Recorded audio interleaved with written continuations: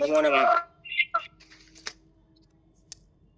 जैसा कि कल पूर्व प्रकरण में आप सभी ने विद्यार्थियों के लिए विद्यालय में निर्देशन एवं परामर्श की आवश्यकताओं के विषय में चर्चा करी। तो उससे आगे मेरा प्रश्न है कि आप अधिगम के बारे में क्या जानते हैं? अधिगम के विषय में आप क्या जानते हैं? अगर किसी को आता हो तो बताइए। अधिगम मीन्स सीखना। और कोई? सही। और कोई छात्र? जन्म से लेकर मृत्यु। आपकी आवाज नहीं आ रही है।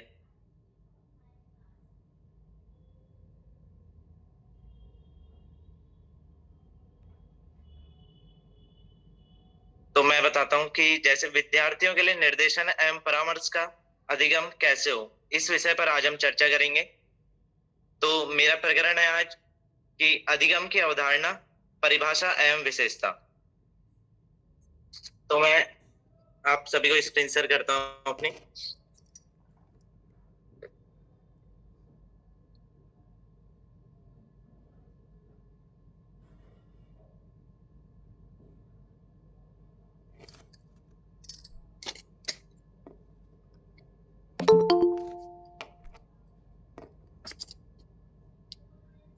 शिक्षणम किम अवधारणा, अधिगम क्या है?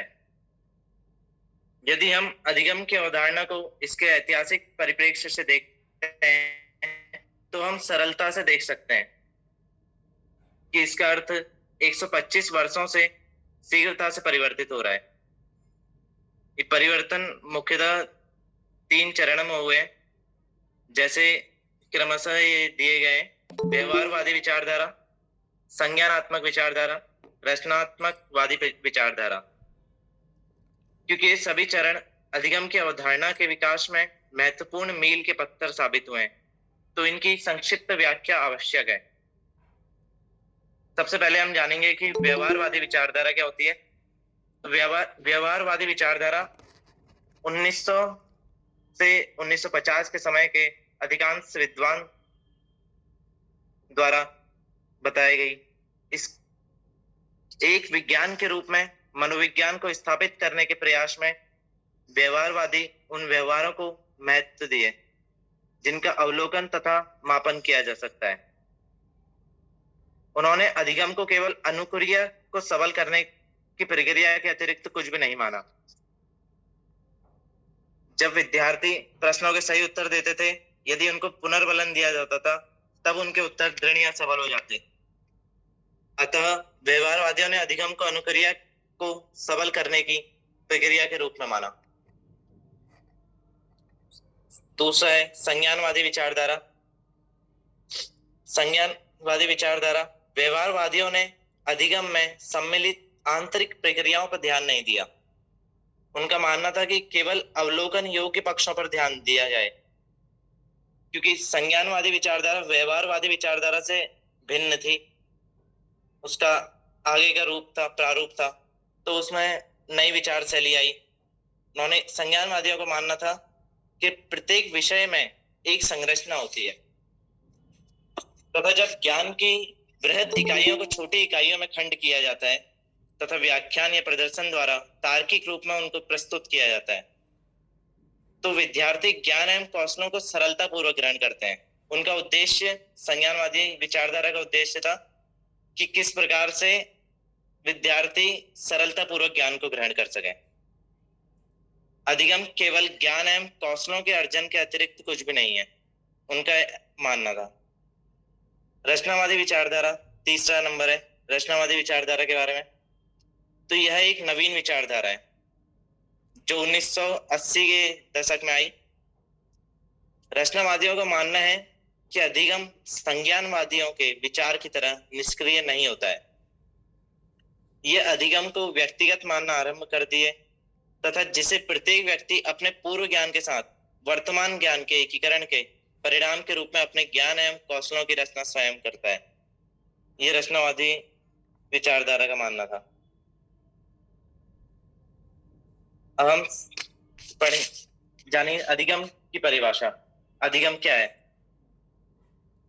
सामान्य अर्थ में किसी नवीन बात को सीखना अधिगम कहलाता है। अर्थात अर्थात सीखना ही अधिगम है। शिक्षणम एवं शिक्षणम। जन्म लेने के पश्चात व्यक्ति अपने को एक विशेष प्रकार के भौतिक तथा सामाजिक वातावरण में गिरा पाता है। अर्थात जब वो जन्म लेता है, वह शिशु आता है, तो वह किसी को देख के, किसी को अनुसरण करके ही चीजों को सीखता है। तो वही सीखना है। व्यक्ति विभिन्न आवश्यकताओं की पूर्ति इस भौतिक और सामाजिक वातावरण के अंदर ही होती है, किंतु इन आवश्यकताओं की पूर्ति के लिए व्यक्ति को कुछ ना कुछ अपने वातावरण में संघर्ष या अनुकूलन करना पड़ता है। अपने हिसाब से उसे उस वातावरण में ढलना भी होता है और उस वातावरण से सीखना भी होता है। इस प्रकार अनुकूलन के लिए वह अपनी आयु के अनुसार प्राप्त अनुभवों को आधार पर परिवर्तन लाता है। यह परिवर्तन लाना ही सीखना या अधिगम है और यही विकास है। अर्थात हम जब सीखते हैं किस चीज को, चाहे वो हम मानसिक रूप से सीखें चाहे शारीरिक रूप से सीखें, वह विकास हो रहा है हमारा। अधिगम क्या है, इस संबंध में विभिन्न विद्वानों ने अपने अपने मत दिए हैं। उनको जानना भी हमें अति आवश्यक है। अब हम उन्हें जानेंगे कि उन्होंने क्या क्या मत दिए हैं। जैसे गेट्स का मत है, उन्होंने कहा कि शिक्षणम अनुभवेन प्रशिक्षणेन च स्वव्यवहारं परिवर्तयितुं परिष्कृत्य च भवति। अनुभव और प्रशिक्षण द्वारा अपने व्यवहारों का संशोधन, उनको सुधारना, परिमार्जन करना ही सीखना है। ऐसे ही गिलफोर्ड ने अपने अनुसार कहा अपने मत में, व्यवहार के कारण व्यवहार में परिवर्तन ही सीखना है। स्किनर के अनुसार सीखना व्यवहार में प्रगतिशील सामंजस्य की प्रक्रिया है। अपने व्यवहार को प्रगतिशील मतलब हमें सीखने में लगे रहना, निरंतर उसका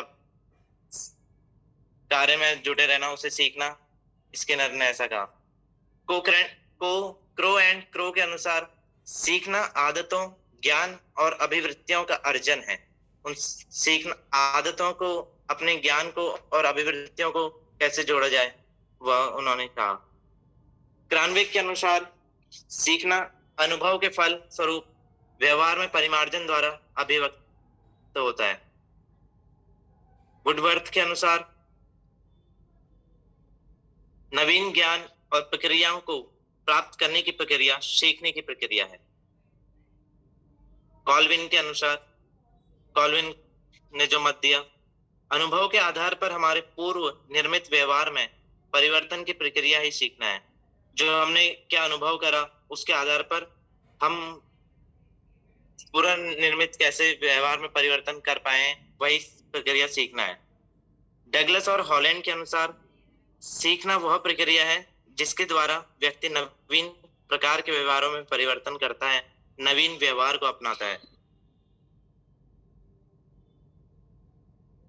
ईपीएल के अनुसार सीखना व्यक्ति में एक परिवर्तन है जो उसके वातावरण में परिवर्तनों के अनुसरण में होता है। प्रेसी के मतानुसार सीखना उस अनुभव को कहते हैं जिसके द्वारा व्यवहार में परिवर्तन या समायोजन होता है और जिससे व्यवहार की नई दिशाएं प्राप्त होती हैं। अब हम जानेंगे कि अधिगम की विशेषता क्या है। अधिगम उक्त परिभाषाओं का अध्ययन करने के पश्चात, जो हमने अभी परिभाषाएं पढ़ी, जो हमें महान विद्वानों ने परिभाषाएं दी थी, उनके मत के हिसाब से हम विशेषताओं को निर्धारित करते हैं। जैसे शिक्षणम परिवर्तनम, सीखना परिवर्तन है। सीखना एक प्रकार का परिवर्तन है क्योंकि व्यक्ति के द्वारा किसी नवीन ज्ञान को प्राप्त कर उसे व्यवहार में लाया तो जाता है, तो उसी प्रकार जो ज्ञान उसने प्राप्त करा है उसके द्वारा निश्चित ही बालक या व्यक्ति के जीवन में कुछ परिवर्तन तो आते हैं। इसलिए कहते हैं सीखना परिवर्तन है। शिक्षणम जीवन पर्यंतम निरंतरम भवति। सीखना जीवन भर चलता है, क्योंकि कोई भी चाहे शुरुआत से लेके चाहे कितने बुढ़ापे तक, बचपने से हम सीखते ही रहते हैं किसी ना किसी चीज से, किसी ना किसी को देख के। अधिक वही जन्म के पश्चात से प्रारंभ होकर मरते तक चलते रहता है। ऐसा कोई भी पल व्यक्ति के जीवन में नहीं होता है जहां वह कुछ ना कुछ अनुभव करते हुए सीखता ना हो। अतः सीखना व्यक्ति के पूरे जीवन काल में चलते रहता है। शिक्षणम विकासः, सीखना विकास है। जब बालक के द्वारा कोई बात सीख ली जाती है और उसे अपने व्यवहार में लाया जाता है, तब बालक के व्यवहारिक एवं मानसिक क्षेत्र में उन्नति होती है। इसलिए सीखना भी एक विकास है। सीखना सार्वभौमिक प्रक्रिया है। शिक्षणम सर्वत्र सार्वत्रिकम साधनम। शिक्षण प्रक्रिया तो सीखना सार्वभौमिक प्रक्रिया इसलिए माना जाता है क्योंकि अधिगम प्रक्रिया समस्त प्राणियों में होती है। हर कोई, जैसे जीव जंतु भी है, वो भी किसी ना किसी से कुछ ना कुछ चीज सीखता है। वो शिकार करना सीखता है, अगर शिकार ही है तो ऐसा कोई प्राणी नहीं है जिसमें अधिगम ना होता हो। इसलिए यह एक सार्वभौमिक प्रक्रिया है। शिक्षणम प्रयोजनीयम भवति एतत् शिक्षणस्य महत्वपूर्ण लक्षणम। सीखना उद्देश्य पूर्ण होता है। अधिगम की यह एक महत्वपूर्ण विशेषता है कि किसी भी प्राणी के द्वारा अधिगम करना एक उद्देश्य को लेकर होता है। यदि हम किसी अपने विद्यार्थियों को किसी अवधारणा का ज्ञान दे रहे हैं या उसे कोई बात सिखा रहे हैं, तो उसके पीछे हमारा कोई ना कोई उद्देश्य होता है। उदाहरण के लिए, जैसे हमने कोई कंप्यूटर चलाना सिखाया जाता है, तो इसका उद्देश्य है कि वह कई तरह की जानकारियां कंप्यूटर से प्राप्त कर सके। अतः यहाँ कंप्यूटर के बारे में सीखने का उद्देश्य कंप्यूटर से अन्य जानकारी प्राप्त करना हुआ।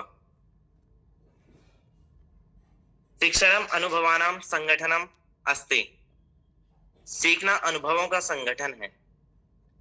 सीखना अनुभवों का संगठन इसलिए है क्योंकि बालक सतत रूप से अधिगम करता है और कई तरह की बातों को सीखते रहता है जो उसे उन्नति की राह पर ले जाते हैं। इस तरह बालक के पास ढेर सारी जानकारियां, उनके अनुभवों का संगठन होता है जिनके आधार पर वह अपने व्यवहार को परिपक्व और परिमार्जित करता है। शिक्षणार्थम क्रियाकलाप आवश्यक भवति। सीखने में सक्रियता आवश्यक है, क्रियाकलाप आवश्यक है। अधिगम हेतु हम सक्रियता हमें बहुत जरूरी है।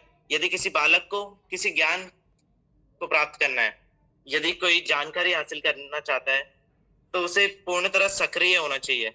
उसकी जिज्ञासा होनी चाहिए उस वस्तु को जानने के लिए, तभी वो सीखने में उसके लिए सरलता होती है।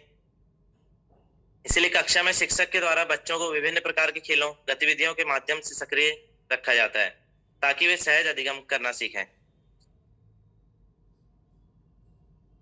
शिक्षण आविष्कार, सीखना एक खोज है।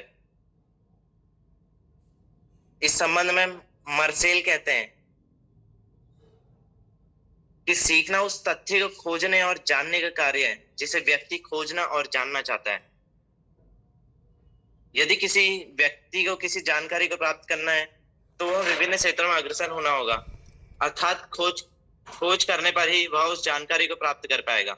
इस तरह से कर सकते हैं, सीखना खोज करना है। सीखना नवीन व्याकरण की उत्पत्ति है, इसे हम देख सकते हैं। नवीन व्याकरण की उत्पत्ति इस तरीके से है, जिस बात को इस तरह से समझ सकते हैं, जैसे एक बालक कोई नवीन ज्ञान को प्राप्त करना चाहता है तो वह अपने परिवेश में एक बदलाव करता है और वह अपनी नवीन ज्ञान की प्राप्ति के पश्चात परिवर्तन होना स्वाभाविक है। इस तरह से हम कर सकते हैं, सीखना नवीन वातावरण की उत्पत्ति है।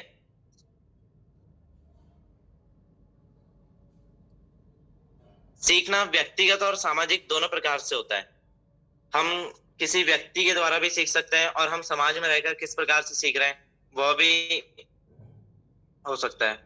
हम अपनी व्यक्तिगत रुचि एवं कार्यकुशलता के अनुसार कई तरह के व्यवहारों को सीख लेते हैं।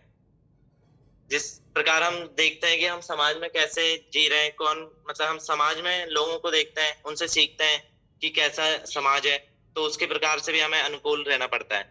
यही सीखना व्यक्तिगत और सामाजिक दोनों प्रकार से होता है। सीखना अनुकूलन करना है।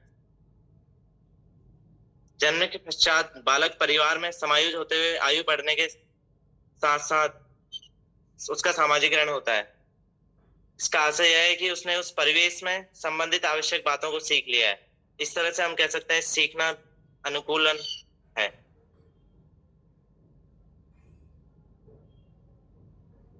शिक्षणम यांत्रिकम कार्यम न अपितु तर्कसंगतम कार्यम अस्ति।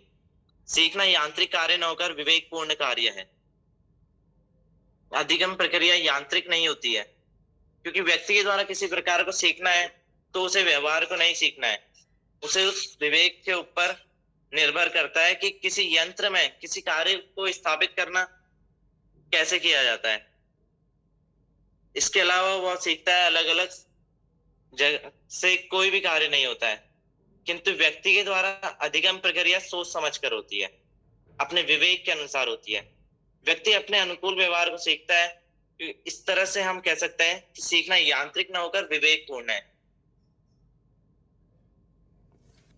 धन्यवाद। और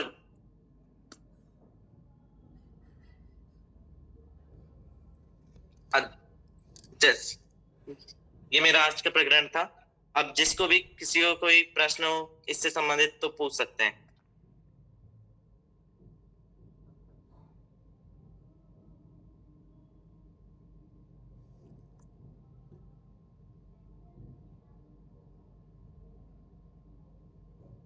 किसी को कोई इससे संबंधित अधिगम से संबंधित प्रश्न हो तो पूछ सकते हैं।